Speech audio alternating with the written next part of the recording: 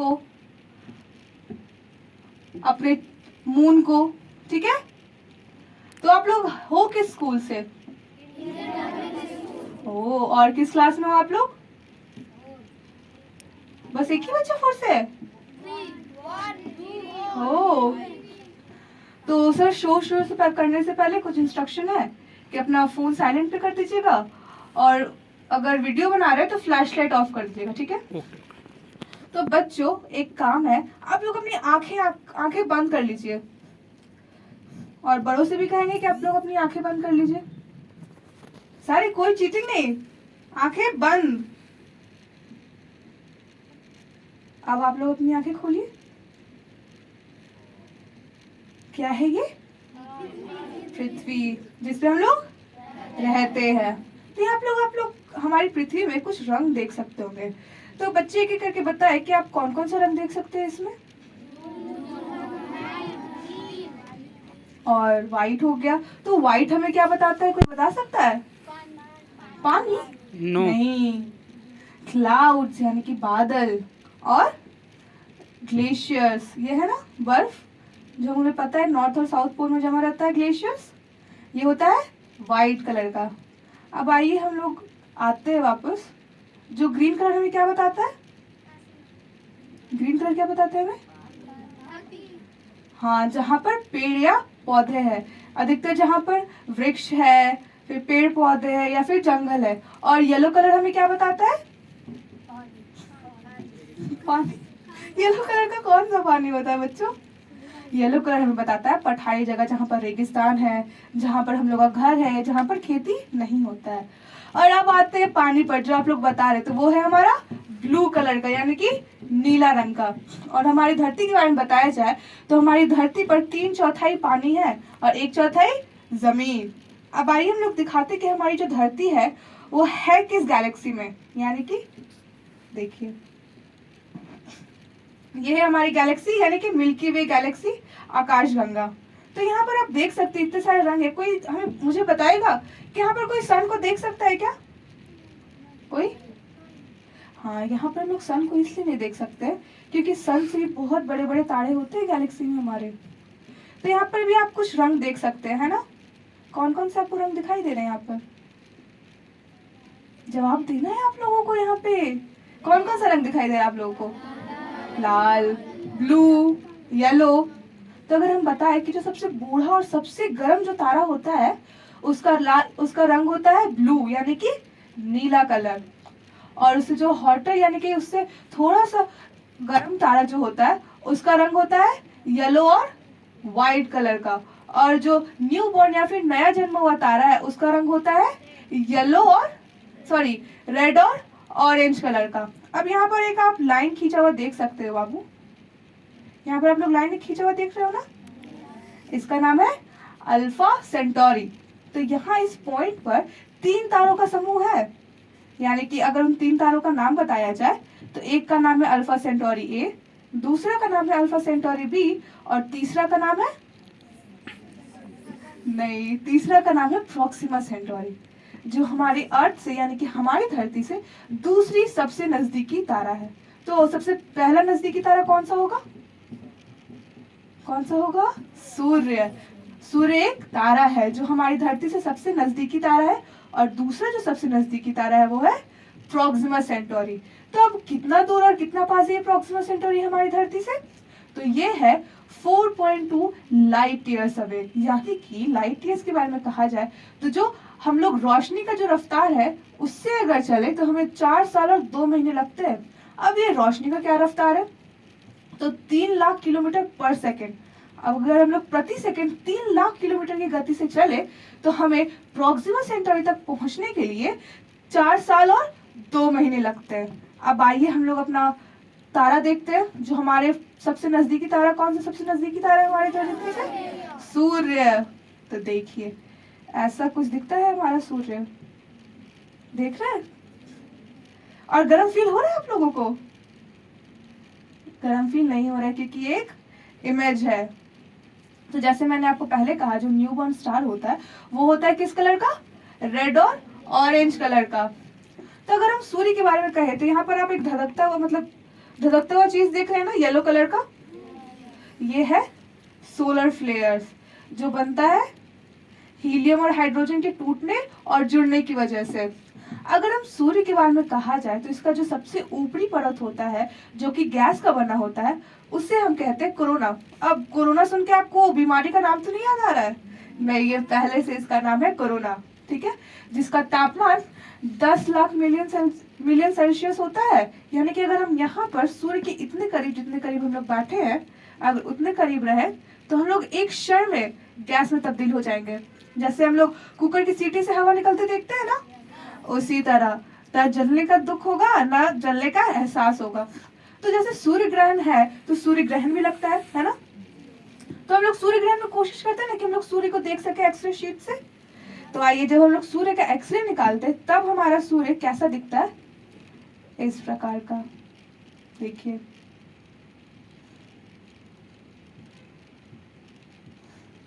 तब आइए देखते हैं कि हमारे सूर्य के तुलना में हमारा जो पृथ्वी है या फिर बाकी के जो ग्रह है वो कितने छोटे और कितने बड़े हैं। यहाँ पे आप देख सकते हैं ये कितने ग्रह हैं हमारे सोलर सिस्टम में, 8। और देखिए, अगर ये पूरा गोला हम सन मान ले और बाकी के ग्रहों को देखिए कितने छोटे और कितने बड़े। यहाँ पर सबसे बड़ा ग्रह कौन सा है हमारे सोलर सिस्टम में?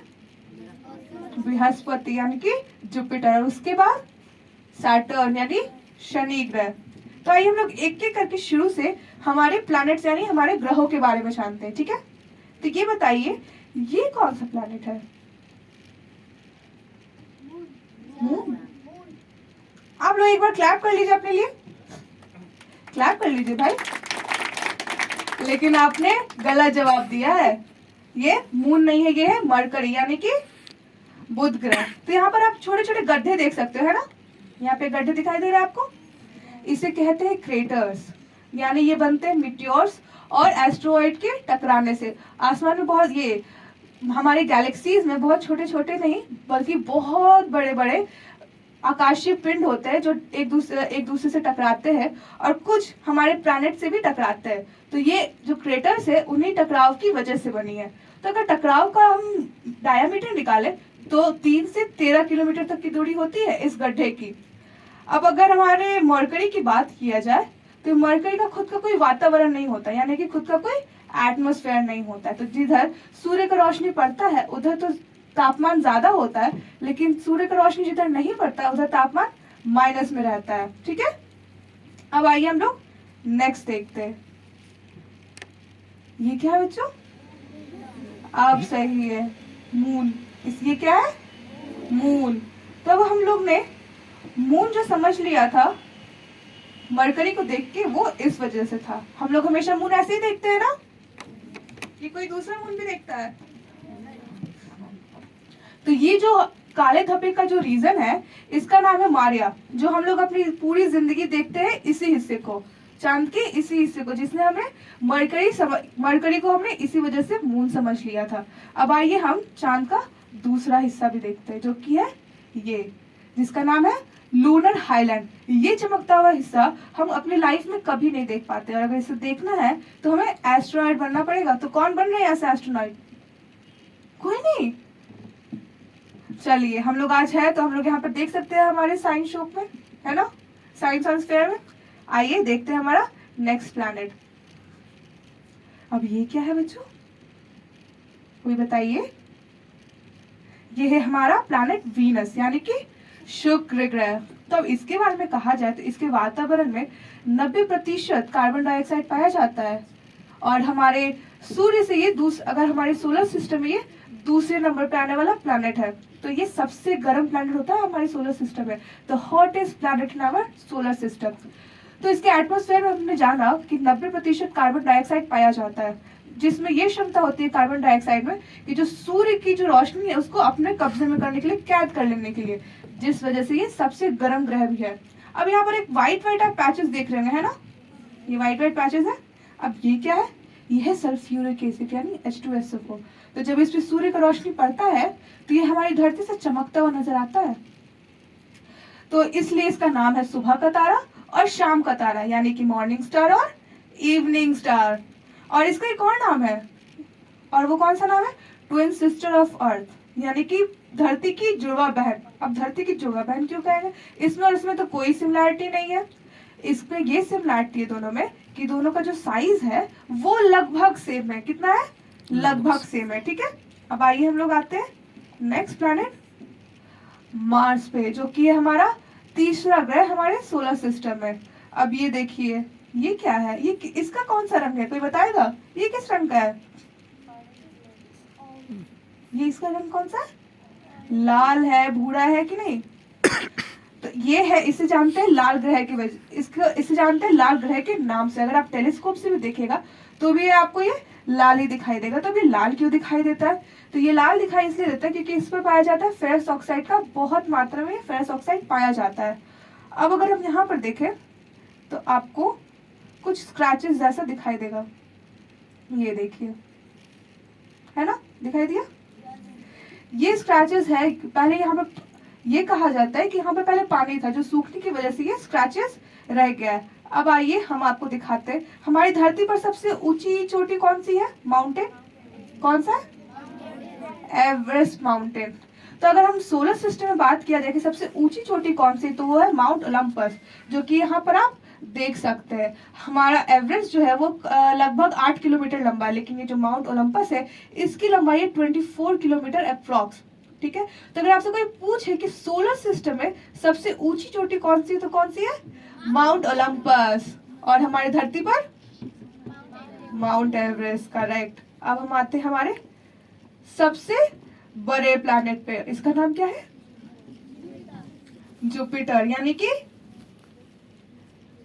बृहस्पति ग्रह। ये आप देख सकते हैं हवा चलता हुआ, कुछ हिलता हुआ। अब देखिए आंख जैसा आपको एक स्ट्रक्चर दिखाई दे रहा होगा, है ना, आंख जैसा। तो ये है टोर्नेडो, यानी कि चक्रवात, जो कि इस बृहस्पति पर अरबों करोड़ों सालों से चला आ रहा है बिना रुके। और ये चक्रवात कैसे बनता है, हवाओं के विपरीत दिशाओं में चलने की वजह से। तो अगर इस चक्रवात के बारे में कहा जाए तो इसके अंदर हमारी जैसी 3 पृथ्वियां समा सकती हैं। कितनी, 3। और अगर हम बृहस्पति के बारे में जानना चाहें कि हम इस बृहस्पति में कितनी पृथ्वियां समा सकती है, तो लगभग 1000 से ज्यादा पृथ्वियां समा सकती है सिर्फ एक अकेले इस बृहस्पति में, अगर घनत्व के हिसाब से बात की जाए तो। अब आइए हम लोग अपने नेक्स्ट प्लैनेट पे चलते हैं, जो कि है सैटर्न, यानी कि शनि ग्रह। बोलो बच्चों ये क्या है, शनि ग्रह। अब शनि ग्रह में तो रिंग्स होते हैं, यानी कि छल्ले होते हैं, तो ये छल्ले यहाँ पर क्यों नहीं है?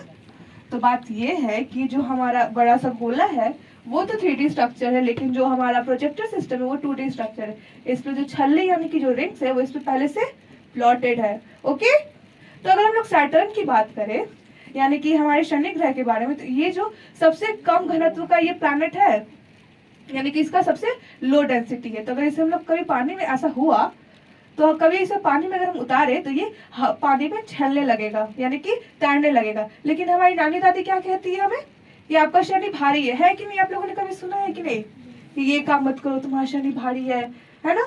लेकिन आप लोग अपने घर जाइएगा और बताइएगा कि नहीं, हमारे सोलर सिस्टम में शनि है उसका जो डेंसिटी है वो सबसे कम है। अब हम आते हैं अपने नेक्स्ट प्लैनेट यूरेनस पे, यानी कि अरुण ग्रह। बोलिए बच्चे, आप लोग को बोलना है, खा के आए हैं ना? हाँ, तो बोलना है। ओके, तब हमारे अरुण ग्रह के बारे में जानते हैं। ये किस कलर का दिख रहा है हमें, फेंट ब्लू, यानी कि हल्का नीला। अब ये हल्का नीला हमें क्यों दिखाई देता है कि इसके जो एटमॉस्फेयर में हीलियम गैस पाया जाता है। ओके, तो जब इस पे सूर्य का रोशनी पड़ता है तो ये फेंट ब्लू कलर का दिखाई देता है, और इस पे सूर्य से दूर होने की वजह से इस पे जमते हैं बर्फ, और इसमें तापमान हमेशा न्यूनतम यानी माइनस में भी रहता है। अब हम आते हैं हमारे आखिरी ग्रह यानी कि नेपच्यून पे, जो कि है वरुण ग्रह, और इसे हम लोग बर्फ के दानव के नाम से भी जानते हैं। ठीक है, तो जैसे हमारा यूरेनस है ये भी सन से काफी दूर होने की वजह से इस पे भी बर्फ जमे हुए होते हैं। अब आइए एक और ग्रह था जो कि प्लैनेट की सूची में नहीं है, आप बता सकते हैं उसका नाम क्या है? Pluto, exactly. तो ये है हमारा बौना ग्रह प्लूटो, जो कि पहले प्लैनेट पे था 2006 से पहले, लेकिन इसे 2006 के बाद प्लैनेट की सूची से निकाल दिया गया है। तो ये निकाला क्यों गया, अच्छा खासा तो ठीक तो है। अभी भी है, ऐसा तो नहीं है कि गायब हो गया। तो अभी इसे प्लैनेट की सूची से निकाला क्यों गया? तो बात ये है कि किसी भी ग्रह को ग्रह होने के लिए कुछ रूल्स को फॉलो करना पड़ता है, ठीक है। तो जो पहले प्लैनेट्स होते हैं वो सूर्य का चक्कर लगाते हैं और अपनी धुरी पे भी घूमते रहते हैं। लेकिन ये जो प्लूटो है, सूर्य का तो चक्कर लगाता था, लेकिन कभी कभी नेपच्यून यानी कि जो हमने पहले जो ग्रह देखा उसके एक्सिस को भी काट के आ जाता था, जिस वजह से इसे प्लैनेट की सूची से निकाल दिया गया और अब इसे कहते हैं डॉर्फ प्लैनेट यानी कि बौना ग्रह। अब आइए हम लोग अपने घर वापस आ जाते हैं, ओके। तो हमारा घर कहाँ पे है? पृथ्वी पे। तो आइए हम देखते हैं कि रियल टाइम में अगर हम अपनी धरती से कुछ ऊंचाई पर जाए तो हमारी धरती कुछ ऐसी दिखाई देती है रियल टाइम में, बादल मूव करते हुए, है ना। अगर क्या हो कि हमारी धरती से सारे बादल गायब हो जाए तो आइए वो पॉसिबल करके देखते हैं। और वो कहाँ पॉसिबल है? हमारे साइंस सेंटर और वो भी एसओएस यानी साइंस और स्फेयर के शो में। ये देखिए, ये है धरती बिना किसी बादल के। यहाँ पर आप देख सकते हैं कि जितने भी कॉन्टिनेंट्स वो कितने बड़े और कितने छोटे हैं। तो किसी को चाहिए ऐसी धरती बिना बादलों के? क्यों, क्या होगा अगर बादल गायब हो जाए हमारी धरती से? तो एग्जैक्टली, वेरी गुड। तो अगर हमारी धरती से बादल गायब हो जाए तो वर्षा नहीं होगी, वर्षा नहीं होगी तो पानी नहीं होगा, और पानी नहीं होगा तो वृक्ष नहीं होंगे, वृक्ष नहीं तो हम ही नहीं, है ना। तो जैसे मैंने बादल को गायब किया, क्या हो कि अगर हम पूरे पानी को ही गायब कर दें हमारी धरती से? तो आइए वो भी देखते हैं कि जब हमारी धरती से सारा पानी गायब हो जाता है तो हमारी धरती कैसी दिखाई देती है।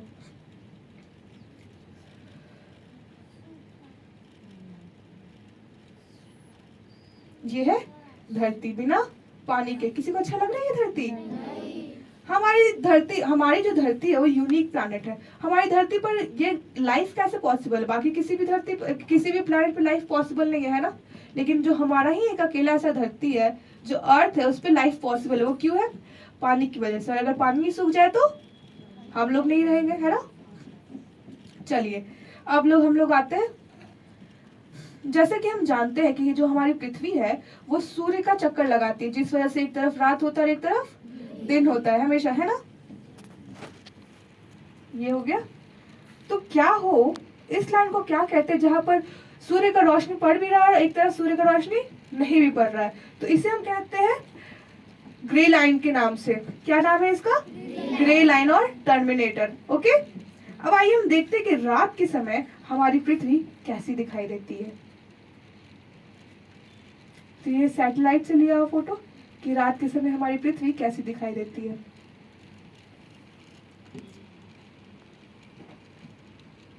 तो ये जो चमकता हुआ चीज है ये क्या है बच्चों? स्टार्स। धरती पे तो क्या है ये? Lights, exactly. जो हमारे घरों में चलती है, जो स्ट्रीट्स पे चलती है, जो दुकानों में चलती है, वो सारी लाइट्स है ये, जो कि हमने लिया है सैटेलाइट से। तो ये लाइट्स भी हमें बहुत चीज बताती है। अब ये क्या बताती है? इस लाइट से हम ये पता कर सकते हैं कि कौन सा जो देश है वो विकासशील देश है यानी कि डेवलपिंग कंट्री, और जो कौन सा देश है वो विकसित देश है यानी कि डेवलप्ड कंट्री। तो जैसे कि हम अपने इंडिया को देखें तो ये है डेवलपिंग कंट्री में आता है हमारा इंडिया, है ना। देखिए एक मिनट,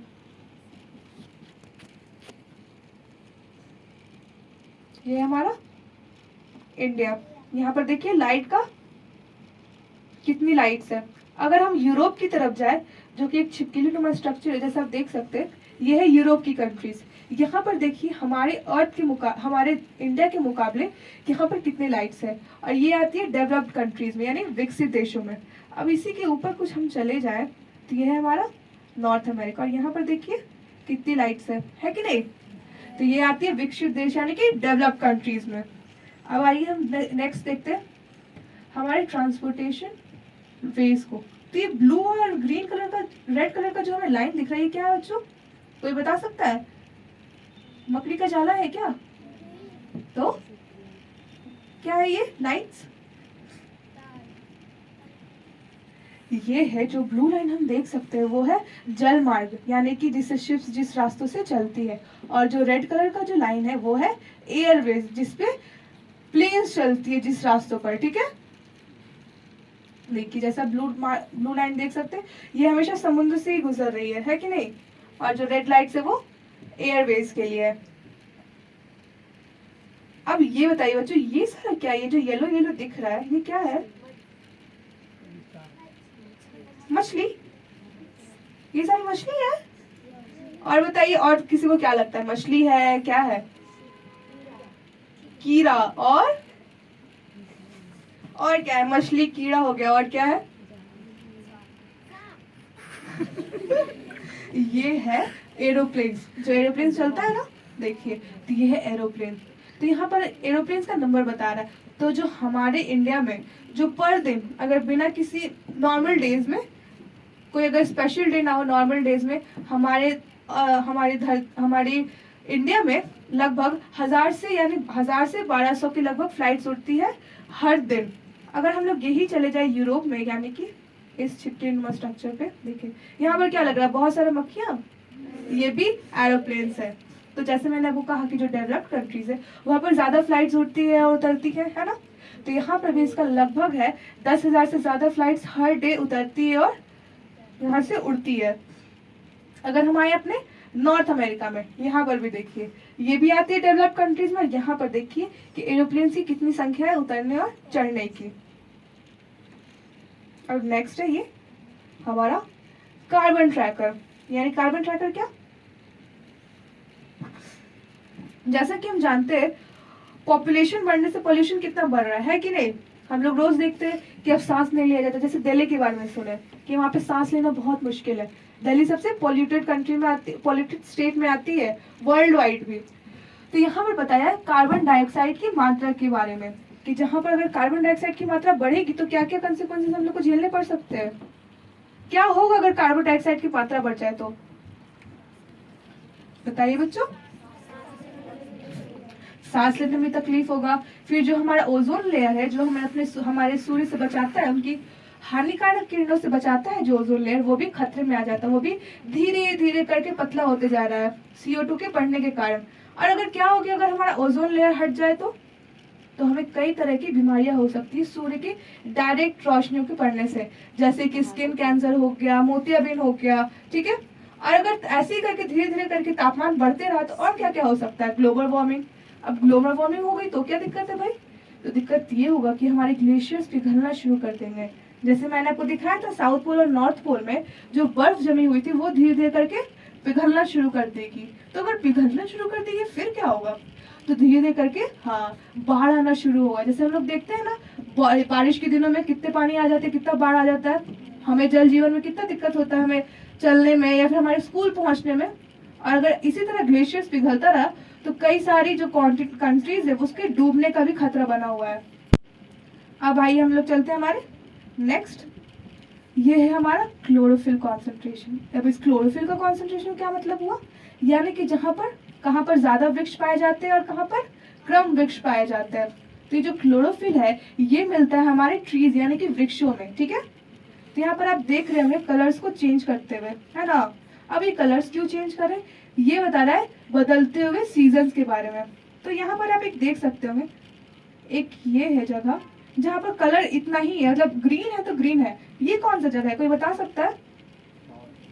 ये है साउथ अमेरिका, जहाँ पाया जाता है अमेज़न रेन फॉरेस्ट, ठीक है। और ये कहा जाता है हमारी धरती का लंग्स, यानी कि जो 21% हम लोग जो सांस लेते हैं वो यहाँ से, यहाँ के वृक्षों से आता है, ठीक है।